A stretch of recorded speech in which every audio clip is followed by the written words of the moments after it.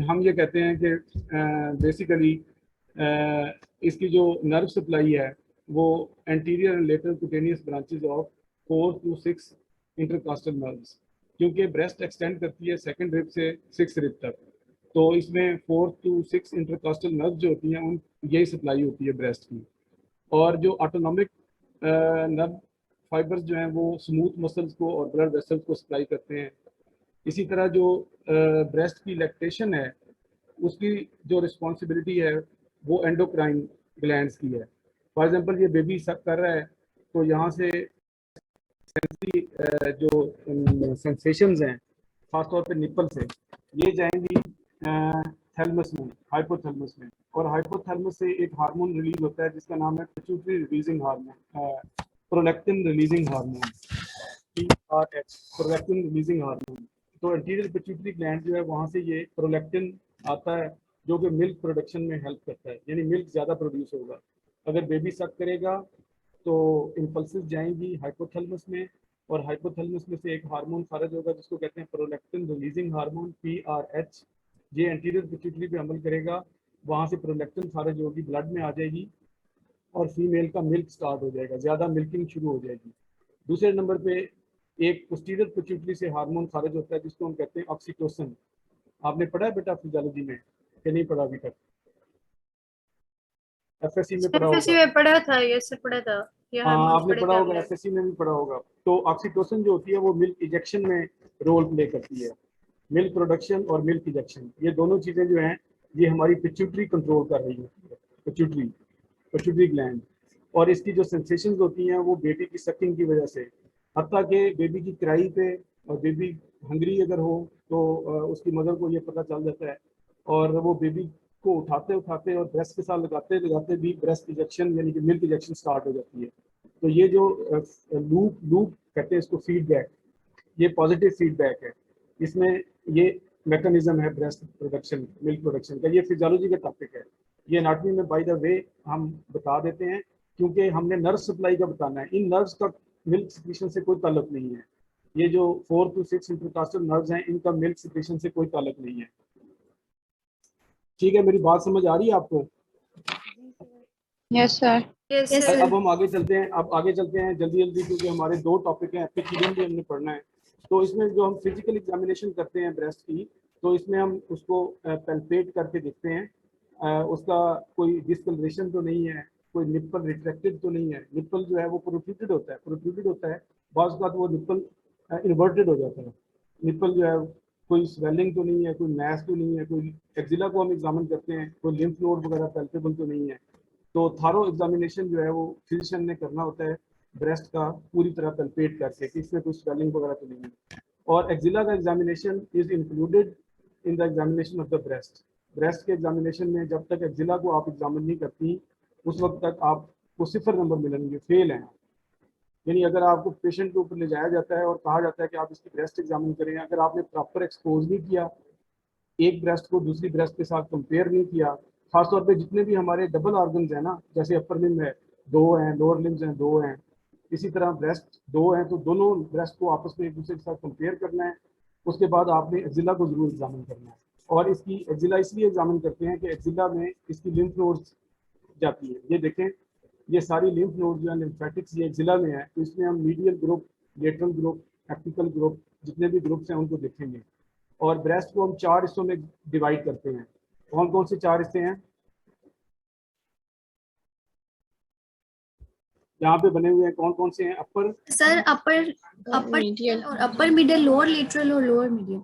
हाँ, lower medial और lower lateral quadrant, ये चारों क्वाड्रेंट को आपने अच्छी तरह एग्जामिन करना है। फिर एक्सिलरी टेल को भी आपने एग्जामिन करना है और एक्सिला को भी एग्जामिन करना है, तो उसके बाद आपकी एग्जामिनेशन मुकम्मल हो जाएगी। कभी आपने मेमोग्राम का लफ्ज सुना हुआ है? मेमोग्राफी, आपने में से किसी ने सुना है मेमोग्राफी? मेमोग्राफी का क्या ख्याल है, आप क्या होता है मेमोग्राफी? सर मेमोरी ग्लैंड से रिलेटेड। मेमोरी ग्लैंड ब्रेस्ट को कहते हैं, इसका क्या करते हैं मेमोग्राफी में? सर डिटेक्शन करते हैं। इस चीज से इसको हम करते हैं, एक प्लेट के 2 प्लेट्स होती हैं, एक, हाँ जी, क्या होता है? तो कौन सी टर्म आपने इस्तेमाल की है, मुझे समझ नहीं आई। हाँ, ये काइंड ऑफ एक्सरे, शाबाश, बिल्कुल सही कहा है। इसमें दो प्लेट्स होती हैं, दोनों प्लेट्स को टाइट करते रहते हैं, ब्रेस्ट टिश्यू दरमियान में थोड़ा सा कंप्रेस कर देते हैं, यानी ब्रेस्ट जो है वो दो प्लेट्स के दरमियान में कंप्रेस हो जाती है और एक्स रेज को इस्तेमाल किया जाता है और एक्स रेज की क्वांटिटी थोड़ी इस्तेमाल होती है इसमें। और इस तरह की पिक्चर्स हमें नज़र आती हैं। इनमें अगर ये जो एरो का निशान बना हुआ है, ये जो एरो बने हुए हैं, ये छोटे छोटे लम्प्स हैं। ये ब्रेस्ट के अंदर अगर कोई ट्यूमर होगा तो वो हमें पता चल जाएगा। This investigation is called mammography. बड़ी इंपॉर्टेंट इन्वेस्टिगेशन है और ये आम अवेलेबल है और ये अमूमन रिकमेंड की जाती है, खासतौर पे 35 ईयर से ऊपर जो फीमेल है उसको इन रूटीन ये कहा जाता है कि आप अपनी ब्रेस्ट की मेमोग्राफी हर 6 मंथ के बाद या 1 साल के बाद करवा लिया करें, ताकि आपका कोई ऐसा लम्प जो कि फिजिकली आप फील नहीं कर सकती अपने हाथ से, तो मेमोग्राफी से वो पिक हो जाएगा। क्योंकि जब तक हम फिजिकली अपने हाथ से फील करने के काबिल होते हैं उस वक्त तक वो लम्प बड़ा हो चुका होता है और जो मेमोग्राफी में डिटेक्ट हो जाता है वो लम्प अभी छोटा होता है और हम उसको डिटेक्ट कर लेते हैं। समझ आई बेटा? Sir, I have a question related to breast cancer. हाँ, ये आप ये लिखते क्या जाओ और बेटा, कैन क्वेश्चन लिखते जाओ। ये जल्दी जल्दी मैं ना थोड़ा सा इसमें से गो थ्रू ओके करा दूं ओके सबको। ओके सर, हाँ जी, ठीक है। सुनते रहे, मेरे साथ साथ रहना है। इसी तरह हम जी जी ब्रेस्ट की अल्ट्रासाउंड करते हैं, आपने पढ़ना नहीं है स्लाइड को, सिर्फ मैं मेरी बात को सुनना है और तस्वीर को देखना है। ये अब ब्रेस्ट की अल्ट्रासाउंड कर रहे हैं और इसमें देख रहे हैं लंप है। अब ये लंप है जो नजर आ रहा है अल्ट्रासाउंड में, ये ब्लैक है। ब्लैक का मतलब होता है कि सिस्टिक है, यानी कि इसके अंदर फ्लूइड है। और अगर ये वाइट हो या ग्रे हो तो इसको हम कहते हैं सॉलिड है। तो अल्ट्रासाउंड के ऊपर हमें ये पता चलेगा कि अंदर जो ब्रेस्ट के अंदर जो स्वेलिंग है क्या वो सिस्टिक है या सॉलिड है। सिस्टिक का मतलब है फ्लूइड से फिल्ड है, या वो सॉलिड है जो कि मतलब मीट जैसे मीठी होती है, इस तरह का है। तो इसको देखने के लिए हम अल्ट्रासाउंड भी करते हैं। इसके अलावा MRI, जी जी, हाँ जी हाँ जी, जो मेमोग्राफी है, मैं जो मतलब MRI है जिसको हम CT स्कैन और MRI आपने सुना होगा। CT स्कैन हम करते हैं बोन्स के लिए, जो बोनी टिश्यूज हैं उनको देखने के लिए CT स्कैन करते हैं, और जो सॉफ्ट टिश्यू है उनको देखने के लिए MRI करते हैं। तो ब्रेस्ट में पेशेंट को उल्टा लिटा देते हैं और उसका जो ये वाला एरिया है इसमें ब्रेस्ट उसके हैंग कर रहे होते हैं और उस पूरे पेशेंट को हम MRI मशीन में शिफ्ट कर देते हैं। और ये नॉन एक्सरे है, इसमें एक्सरेज इस्तेमाल नहीं होते बल्कि मैग्नेटिक वेव्स इस्तेमाल होती हैं और उससे हमें ब्रेस्ट का ये टिश्यू नजर आता है। ये देखें, आपको नजर आ रहा है, इसमें चेस्ट भी अंदर नजर आ रही है, हार्ट भी उसका नजर आ रहा है और ये बाहर ब्रेस्ट के टिश्यू भी नजर आ रहे हैं। तो मेमोग्राफी करके भी आप अंदाजा लगा सकते हैं, लेकिन ये बहुत कम की जाती है मेमोग्राफी, MRI। मेमोग्राफी और अल्ट्रासाउंड और सेल्फ एग्जामिनेशन ये ज़्यादातर हम करते हैं, लेकिन MRI ब्रेस्ट में बहुत कम एडवाइस की जाती है, कभी कभी की जाती है, लेकिन अगर एडवाइस कर दें तो वो इस तरह की पिक्चर हमें नजर आती है। सुन रहे हैं सब बेटा, सब लोग सुन रहे हैं ना? Yes sir.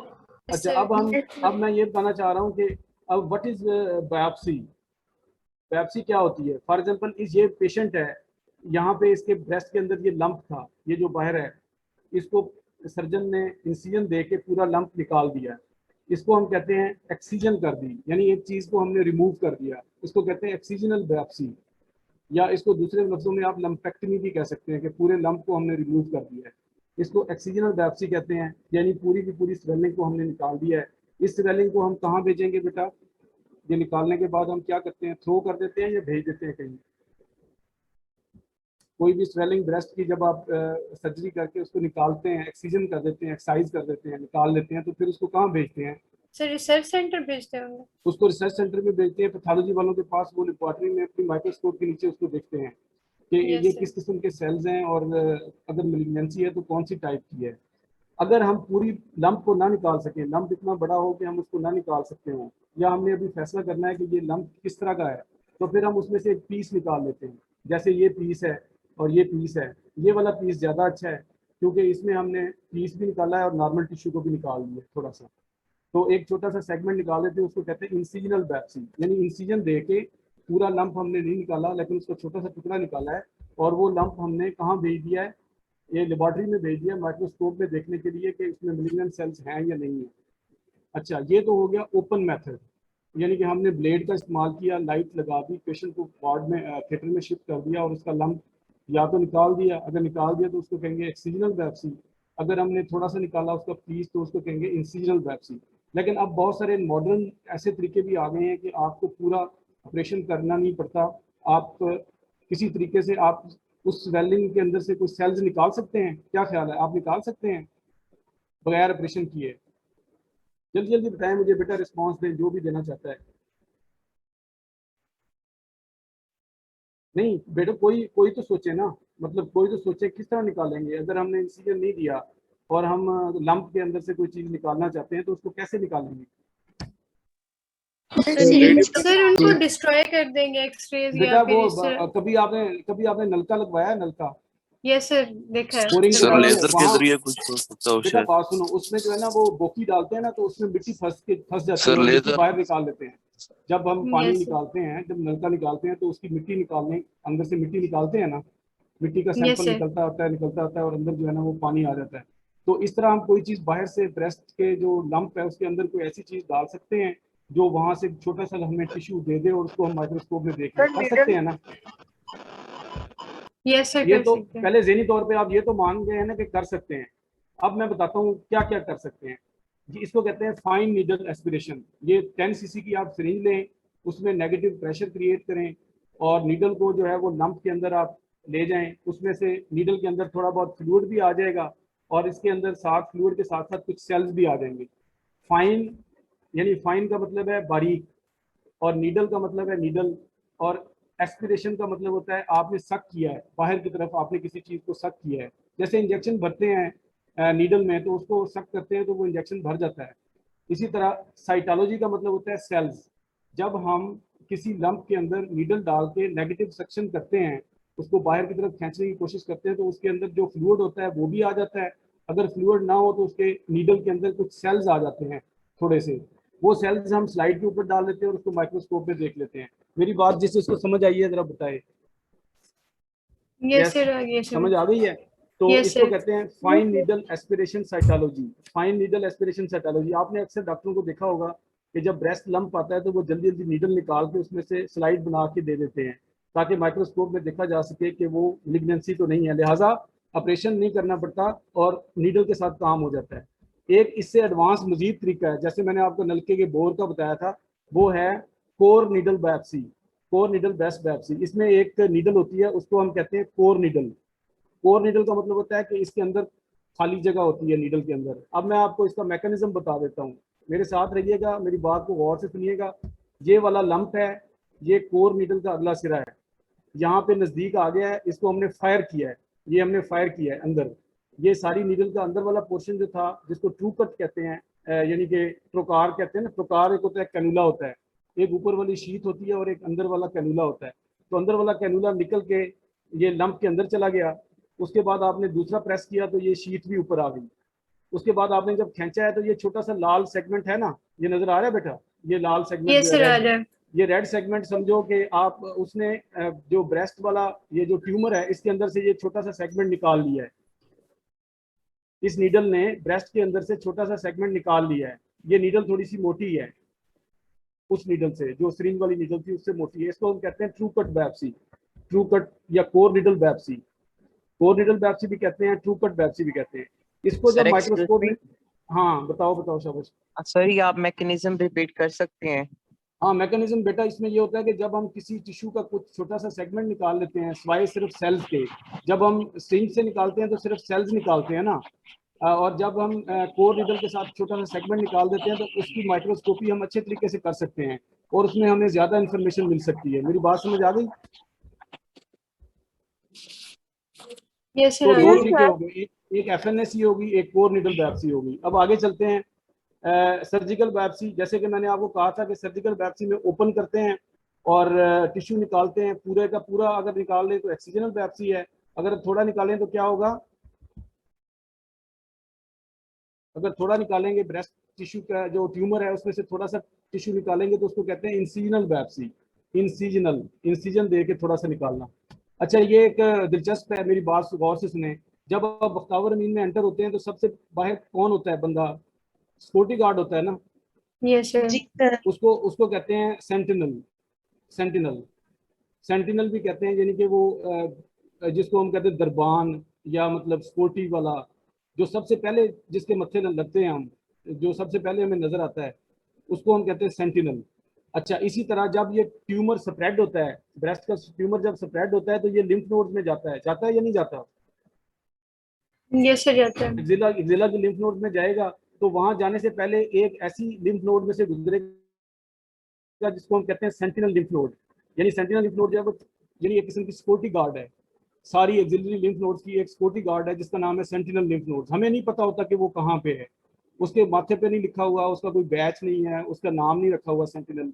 सिर्फ उसका नाम ये है कि वो एक सिक्योरिटी गार्ड के तौर पे काम करती है कि अगर ट्यूमर में से कोई भी मेलिग्नेंसी आएगी तो वो इस सेंटिनल नोड में से गुजर के बाकी नोड्स में जाएगी। मेरी बात को जरा गौर से सुने और समझने की कोशिश करें। अगर हम यहाँ पर ट्यूमर के इर्द गिर्द जैंशन वायलेट या अल्ट्रा कोई रेडिएशन मटेरियल यहाँ पे हम इंजेक्ट करते हैं तो वो ट्रेस होकर सेंटिनल नोड में इकट्ठा हो जाएगा। उसको हम गामा कैमरा से भी देख सकते हैं और उसके कलर की चेंजेस से भी हम देख सकते हैं कि ये देखें, ये वाली लिम्फ नोड इन्वॉल्व हुई है जब हमने यहाँ पे डाई इंजेक्ट की है। समझ आ गई? ये हम सेंटिनल लिम्फ नोड को पहचान रहे। मेरी बात समझ आई आपको? जी सर, आगे। जी बेटा, अब आपने ट्रेस कर ली, अब आपको पता चल गया, आपने बंदा आइडेंटिफाई कर लिया। एक स्टूडेंट है जो तंग करता है किसी को, पूरी क्लास में से मैं उसको आइडेंटिफाई करना चाहता हूँ, तो मैंने कोई तरीका ऐसा अपनाना है कि वो मुझे पता चल जाए कि ये फलां बच्चा है। तो इसी तरह जब हम नीडल के साथ यहाँ पे डाई इंजेक्ट करेंगे तो वो डाई जो है वो लिम्फ नोड में इकट्ठी हो जाएगी। इस डाई में जब डाई इकट्ठी होगी तो हमें ये पता चल जाएगा कि ये लिम्फ नोड एक ऐसी लिम्फ नोड है जो सेंटिनल है, यानी जिसमें सबसे पहले डाई गई है, बाकी एक्सिलरी लिम्फ नोड में अभी नहीं गई। तो अगर मेलिग्नेंसी होगी स्प्रेड तो वो इसी लिम्फ नोड में जाएगी। समझ आ गए? यस सर, आगे। तो हम इस लिम्फ नोड को निकाल लेते हैं। इस लिम्फ नोड को निकाल के ये निकाल ली है। निकालने के बाद माइक्रोस्कोप करते हैं, उसको देखते हैं। अगर उसमें मेलिग्नेंसी है तो इसका मतलब है कि हम एक्सिला को बाकी लिम्फ नोड्स को भी डिसेक्शन करेंगे। अगर उसमें मेलिग्नेंसी नहीं है तो हम बाकी एक्सिला को छोड़ देंगे। यानी हम ये कहेंगे कि अगर सेंटिनल के पास ही मेलिग्नेंट सेल्स नहीं आए तो आगे भी यकीनन नहीं गए होंगे। ये सेंटिनल लिम्फ नोड की इंपॉर्टेंस है। समझ आ गई सबको? जिसको समझ नहीं आई वो पूछ सकता है।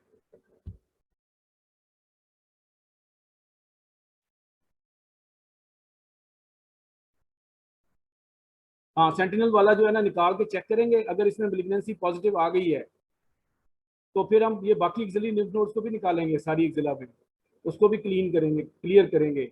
उसे हमें ये अंदाजा हो जाएगा कि भाई मेलिग्नेंट सेल जो है ना इसमें से गुजर गए हैं।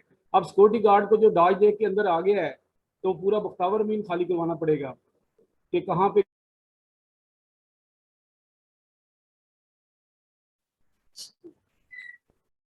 जी मेरी बात समझ आ रही है? अब सर आ रही आपकी है? आवाज नहीं आ रही थी। जी अब आ रही है बेटा? अच्छा, अब आ रही है। तो सेंटिनल लिम्फ नोड की इंपॉर्टेंस ये है कि अगर सेंटिनल लिम्फ नोड इन्वॉल्व होगी तो हम एक्सिला की डिसेक्शन करेंगे, अगर इन्वॉल्व नहीं होगी तो नहीं करेंगे। आगे चलें। जी सर। ये जो कितनी डक्स होती हैं बेटा जो निपल के ऊपर? सर आपकी आवाज नहीं आ रही फिर से। ये जो एक्सिला के ऊपर जो डक्स होती हैं वो कितनी होती हैं जो आके खुलती हैं यहाँ पे या ये निपल के ऊपर? 15 to 20। 15 to 20। अब उसमें से किसी भी डक्ट के अंदर अगर आप डक्टल एंडोस्कोप डाल देते हैं और कैमरे से देखते हैं तो आपको डक्ट अंदर से दिखाई दे जाएगी। सारी डक्ट को आप अंदर से मुआयना कर सकते हैं। एक तो वो इनलार्ज करके हमें दिखा देगी और दूसरा पूरी डक्ट का सब कहते हैं ductoscopy. Ductoscopy by the help of ductal endoscope. Ductoscopy by the help of ductoscope ये आजकल मॉडर्न है। इसमें अगर कोई डक्ट एक इन्वॉल्व है और उसके अंदर हमें सस्पिशन है कि कैंसर है तो उसको हम कैमरे से देख सकते हैं। मेरी बात समझ आई सबको? जी सर। जी जी। उसके बाद एक और टेक्निक है। अगर हमारे पास डक्टोस्कोप ना हो, डक्टल एंडोस्कोप ना हो, तो हम ये करते हैं कि छोटी सी रबड़ कैथेटर के जरिए एक जो है रेडियो कंट्रास्ट डाई इंजेक्ट कर देते हैं और वो डक्ट के अंदर ट्रेवल करके चली जाती है और उसका हम एक्सरे ले लेते हैं या मेमोग्राफ ले लेते हैं। जब हम उसका मेमोग्राफ ले लेते हैं तो हमें वो डक्ट पूरी अंदर से नजर आ जाती है। उसके अंदर कोई फिलिंग डिफेक्ट है, कोई ट्यूमर है, कोई ग्रोथ है तो वो भी हमें नजर आ जाएगी। इसको कहते हैं डक्टोग्राफी। और जो इस पिक्चर को कहते हैं डक्टोग्राम।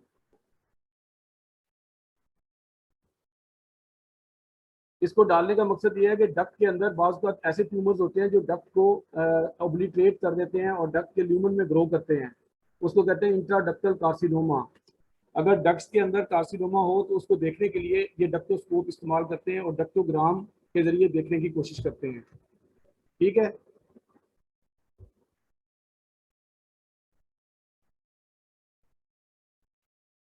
ये नहीं, ये दो डिफरेंट चीजें हैं। ये चीज है, ये डक्टोस्कोपी है, और ये जो है ये हम कंट्रास्ट डाल रहे हैं, ये और इन्वेस्टिगेशन है। अगर हमारे पास डक्टोस्कोप ना हो, अब मेरे क्लिनिक पे डक्टोस्कोप फॉर एग्जांपल नहीं है और मैं उसकी डक्ट की पैथोलॉजी डिटेक्ट करना चाहता हूँ, तो मैं उसमें रेडियो कंट्रास्ट डाई डाल के उसका मेमोग्राफी कर लूंगा, तो उससे अंदाजा हो जाएगा कि ये डक्ट मुझे इस तरह नजर आ जाएगी फिल्म के ऊपर। ठीक है,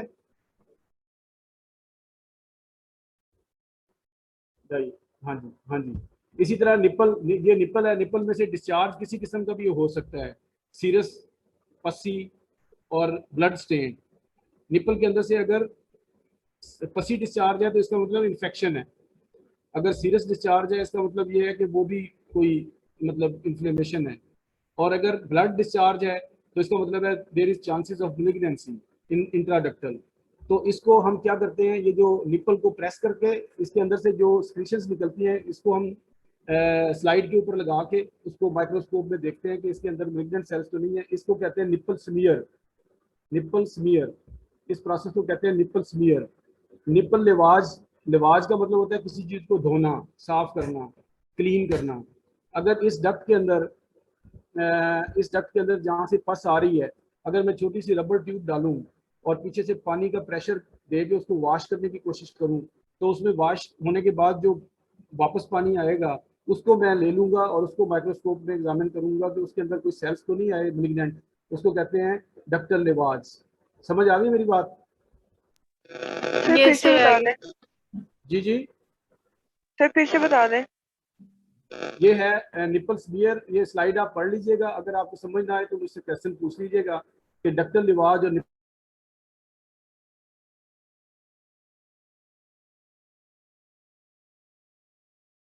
सर्जिकल, उसको हम कहते हैं मस्टेक्टमी। उसमें ये है कि ब्रेस्ट को रिमूव कर देते हैं। ये वाला इंसिजन जो है ये नजर आ रहा है, इस इंसिजन दे के ब्रेस्ट को रिमूव कर दिया है। ठीक है, इस प्रोसीजर को कहते हैं मस्टेक्टमी। ये different treatment modalities of the treatment of cancer of the breast, different treatment modality. इसमें हमने अगर ब्रेस्ट को निकाल दिया, दिस इज कॉल्ड मस्टेक्टमी।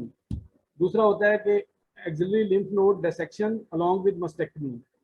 हमने ना सिर्फ ब्रेस्ट को रिमूव किया है बल्कि एक्सिला में इंसिजन दे के एक्सिलरी लिम्फ नोड्स को भी निकाल दिया है। इसको कहते हैं एक्सिलरी लिम्फ नोड डिसेक्शन।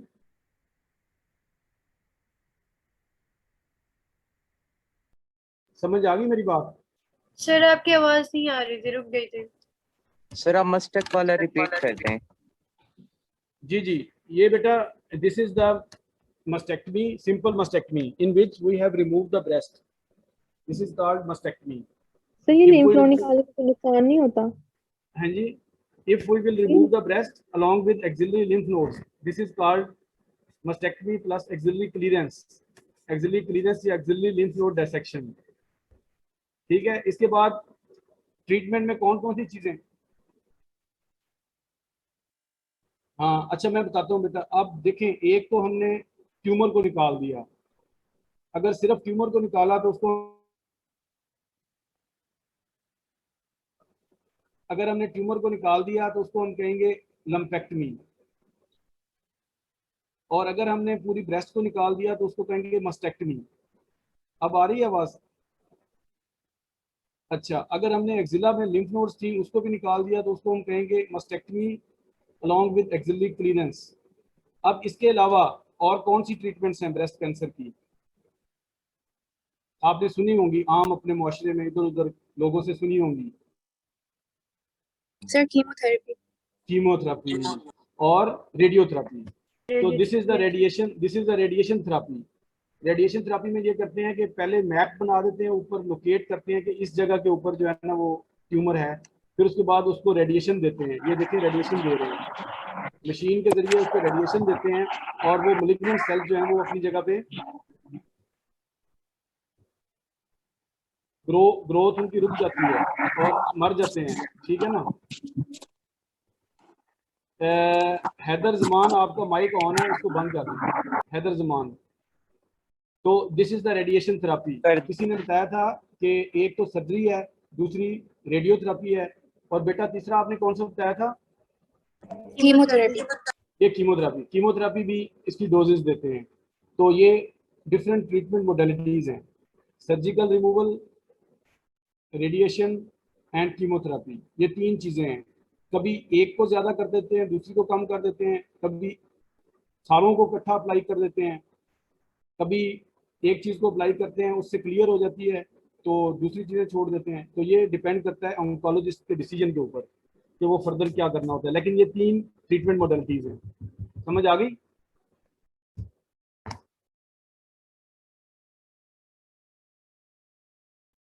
अब ये कहा जाता है कि जो ब्रेस्ट कार्सिनोमा है ये सिस्टेमिक डिजीज है, ये लोकल डिजीज नहीं है। पुराने जमाने में हम ये समझते थे कि ब्रेस्ट कैंसर जो है ये लोकल डिजीज है, लेकिन अब ये कहते हैं कि ये स्प्रेड हो चुकी होती है, इसकी मेटास्टेसिस बड़ी जल्दी होती है, ये बोन्स में और हर जगह चली जाती है, लिहाजा इसको वाइड स्प्रेड तरीके से कीमोथेरेपी के जरिए सेल्स को खत्म कर देना चाहिए जहां जहां पे भी ग्रोइंग सेल्स होंगे। मेरी बात समझ आई आपको? अच्छा, अब आ गया लम्पेक्टमी। हाँ जी,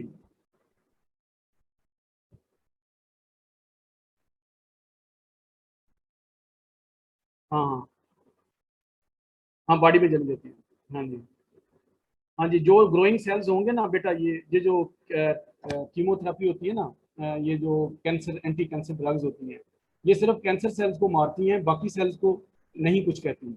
लेकिन जो ग्रोइंग सेल्स है ना, जैसे बोन मैरो में हमारे रेड ब्लड सेल्स बन रहे हैं, WBCs बन रहे हैं, जैसे हमारे हेयर ग्रो कर रहे हैं, इनको भी ये इफेक्ट करती हैं। इसलिए जो लोग कीमोथेरेपी ले रहे होते हैं उनको बाज़ बार ल्यूकोपीनिया, थ्रोम्बोसाइटोपिनिया और हेयर लॉस हो जाता है।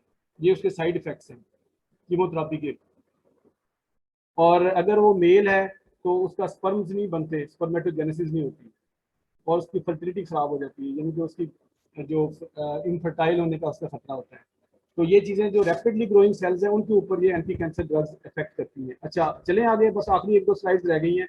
इसमें ब्रेस्ट में हमने मस्टेक्टमी की है, उसके बाद ब्रेस्ट को रिकंस्ट्रक्ट कर दिया है, रिकंस्ट्रक्शन। तो रिकंस्ट्रक्शन जो है वो लिटिस्मस डॉर्सी के फ्लैप से भी हो सकती है, जैसे कि मैंने आपको एक दफ़ा पहले बताया था। और जो है ऑगमेंटेशन, ये जो होता है इम्प्लांट, उसके जरिए भी।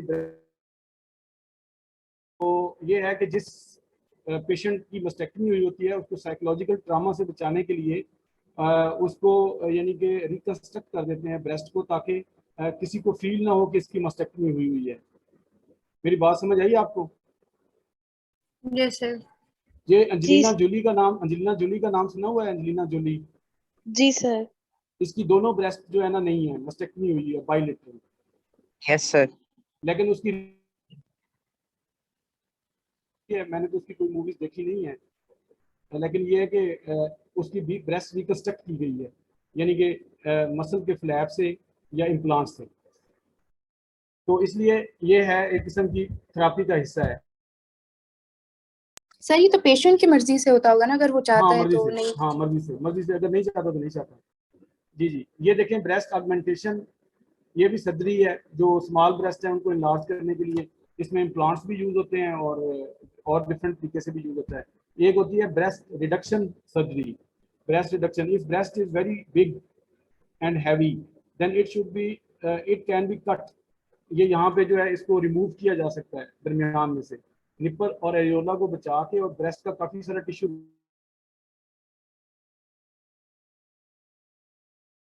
कहते हैं ब्रेस्ट रिडक्शन सर्जरी। अच्छा, एक चीज जो रह गई थी वो गाइनोकोमेस्टिया है। ये मेल में, जैसे हमारा मेल में अगर ब्रेस्ट प्रोमिनेंट हो जाए तो दिस इज कॉल्ड गाइनोकोमेस्टिया। ये गाइनोकोमेस्टिया बिफोर और आफ्टर सर्जरी। सर्जरी में क्या करते हैं, सब कुटेनियस मस्टेक्टमी कर देते हैं, इसमें भी बाइलेटरल दोनों तरफ की ब्रेस्ट को रिमूव कर देते हैं, लेकिन निप्पल और एरियोला को रहने देते हैं।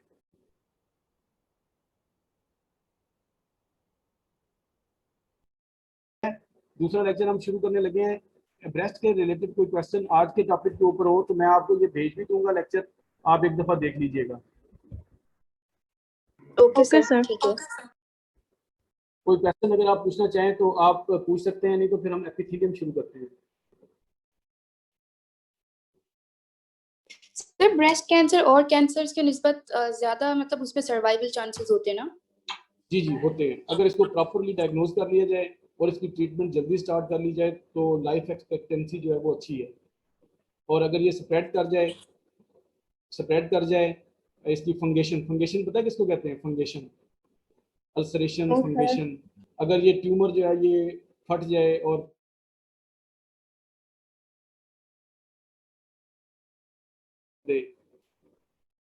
हाँ जी, अगर ये बोन्स में और ये ब्रेन में स्प्रेड हो जाए तो फिर इसकी प्रोग्नोसिस इतनी अच्छी नहीं है ब्रेस्ट कैंसर की। और कोई क्वेश्चन?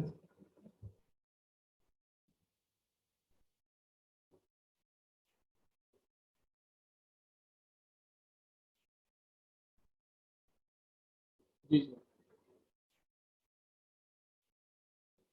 सॉलिड ज्यादा आम,